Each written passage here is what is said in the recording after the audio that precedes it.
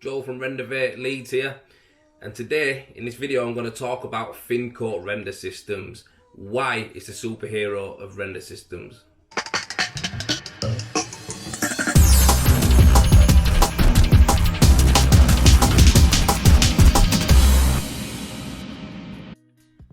So now I'm going to answer some of the questions that I get about Thincoat. One of the big ones I get is, which everyone always gets who's a renderer or a plasterer: do you do the K-Render?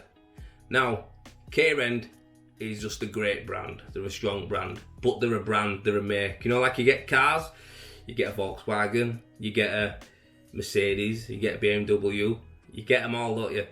Now, render products these days, there's so many good brands out there, so many good companies, so many good products. I've worked with a lot of them. Done Krend, worked with them for a long time. I've done Parex, did a lot of work with Parex. I've used Rend, I've used Fassa, I've used so many different ones. I've used Weber. Do you know what?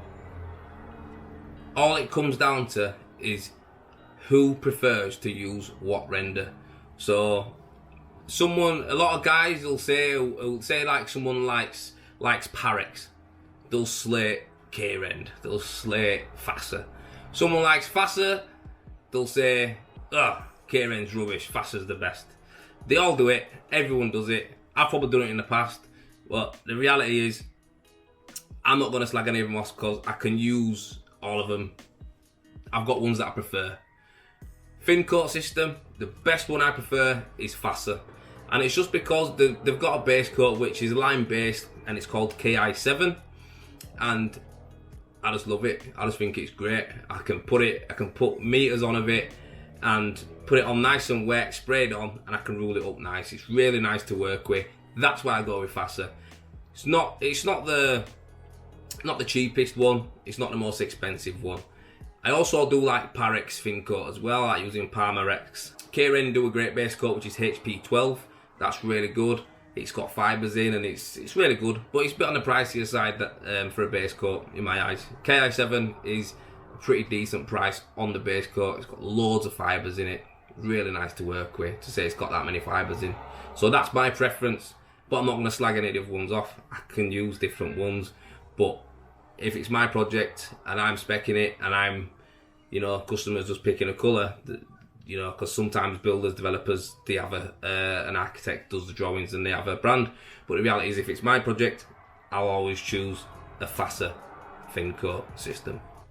So when people give the other ones it's rubbish, it's this and that, don't listen to them. All the products are good, all of them sell really good, and the companies are doing well, so they can't be that bad, can they? So, is what it is. Each to their own. You want to drive a Mercedes, drive a Mercedes. You want to drive BMW, drive BMW. Don't matter, still both good cars, aren't they? So that's one of the main questions I get asked a lot. Do you do the K-Render? K-Render is a brand. Rendering, there's loads of different brands, so just remember that. But yeah, we do the K-Render. Another question I get asked: how many parts are there to the system? Now, if people are wondering what I mean by how many parts is, basically when you do monocouche, there's two parts to it. You put a base coat on. Sometimes you don't have to put a base coat on, but generally on a re-render on a property, you put a base coat on, which acts as your key to the substrate, and then you put the colour on top in two passes. Sometimes you can get it in one pass depending on what product you're using, but that is two part: base coat, top coat, and then you scratch it back. Some people would say that's a three part, but to me there's two layers. When it comes to Thincoat, you've got to put base on, then you've got the mesh. I include that as a part. Base and the mesh is one part, and then you put another layer of base, then you put a mesh, then you put a top coat. So that's four parts. So the reason why you do it like that is because you want to be building it up. You can't just stick on 15mm in one hit. Some people can. I wouldn't recommend it. Build it up.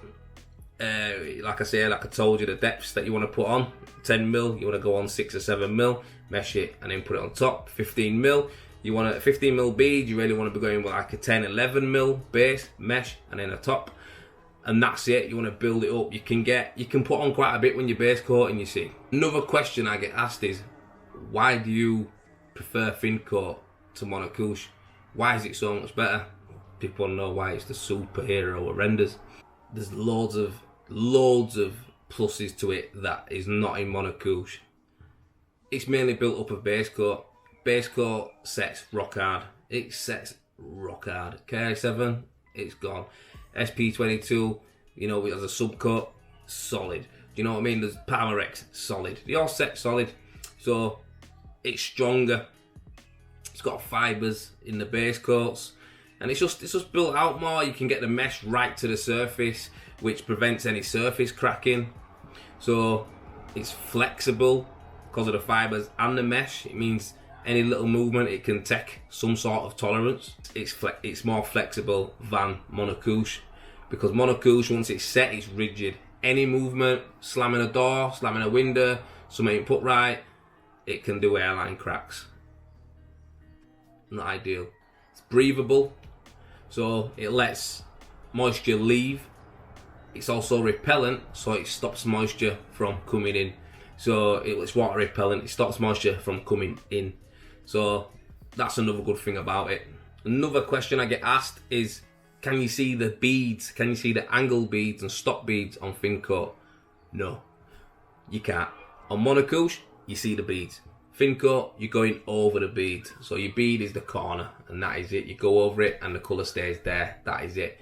So you can't see the beads on Thincoat. I think it makes it look more rustic and original. Whereas monocouche, you scratch back to the bead, that's your level. You scratch back to the bead and it's exposed, which I believe makes it look more modern. So it looks great on little extensions and stuff like that. Whereas Thincoat, again, it can look modern as well if you're leaving it nice and sharp and stuff like that. But a lot of properties I do are re-renders, and people actually do want to look a little bit more, you know, original, a little bit more subtle. So that's why I go for Thincoat. Talked a minute ago about it being flexible and rugged and, you know, easy to look after, but accidents happen. So let's just say, for instance, you're getting a sky dish put up and you got put up in the wrong place. You need to move it. You're gonna have drill holes. That's an easy repair. You will not see it. If it's spray applied, it'll just be a case of basing out the little holes, spraying back over it. You won't see it. You reverse your car into the wall. People do it. You leave a dent in the wall. It's easy. Cut the section out, base coat it, sponge it up, spray it again, blend it in. Can't see it. Done numerous repairs where people have had windows moved, so they've had a small bathroom window and now they want a big double one, so they've knocked through toilet to bathroom, so they want a big window. I've done that numerous times. Gone in there, cut it back, beaded it up, base coated it, primered it, sprayed it, never even know it's there.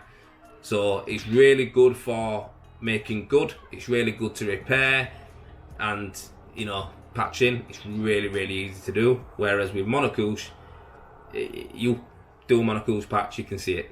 I don't care how good you are. There's some good guys out there as well who can do it. If you can see it, if you know what you're looking for, you can see it. I can see a monocouche patch. I'm not really good at patching it in. Tried it a few times before, and for me, it's a nightmare. So yeah, I try and swerve it as much as I can, especially if it is going to be something that, you know, they are going to get an extension on and stuff like that. So a lot of people want their house rendering and they're thinking about getting an extension in 2 years' time, and I'm going to chop this out and do that. I'm like, definitely go for Thincoat if you're doing stuff like that. Don't go in monocouche, because you're going to redoing the full wall and it's going to cost you a bomb. So go with Thincoat. And the final thing, when people ask me to send them a quote for both, so I'll send them a quote for monocouche and I'll send them a quote for Thincoat, and they go, why is Thincoat that much more than monocouche? As I've just said in this video, all the way up to it, it's the superhero of renders. That's why it costs more. Now, that's not a good enough answer just to say that to you. It's a superhero, so it costs more. No, I'll give you the facts why it costs more. So you look at a Thincoat project, it's got 4 parts to it, yeah? You look at a monocouche project, you've got 2 parts to it. People say 3 because of the scratch. Alright, let's just say there's 1 or 2 parts, 1 to 2 parts difference. That's still 1 to 2 parts labour for a team. So when it comes down to the actual cost of it and why it actually costs more, it's basically a labour cost. That is it. The materials is a little bit more on the metre squared, but we're talking a matter of, you know, depending what product people are going for, it's a matter of pounds or pence. Not really that. It's more the labour aspect of it. It's more labour intense. Simple as that. That's why Thincoat costs more than monocouche. That's it. But, you know, you get what you pay for. Volkswagen, Mercedes, BMW, you know, I think they're all probably like more, less priced the same though these days, aren't they, to be fair. But I'd say BMW and Mercedes are more expensive than VW, right? But anyway, I don't know, drive a truck. But the reality is, what I'm trying to say is, you're getting a lot more in there for the actual fraction more. We're not talking loads more, maybe 10% more it's going to cost you for Thincoat than it will for monocouche. Everything else stays the same, scapes, scaffold, toilets, it's all in there, innit? But the reality is, that's where your money is. But, you know, it's one of them things, I'm not going to write off monocouche. It's still great. I still do monocouche jobs because people like the look of it and it does look nice, but it does need more maintenance on it, which I'll do in another video. I'll actually break down and tell you more about monocouche. Anyway, I hope this short video about the system has helped you make your choice. I've answered as many of the normal questions that I usually get of how many parts to it, how the mesh goes on, why it costs more, different brands, different products. Yeah, so I've answered mainly the most questions that I get asked. If you've got any more questions, write them below in the comments or drop me an email, check the website out, do whatever you want to do. Just get in touch if you've got any more questions. And I don't think I've missed anything, but if you have got any, just drop me a message and I'll get back to you. And, you know, that's it. But yeah, it's the superhero of the rendering world. Thincoat Render is the future.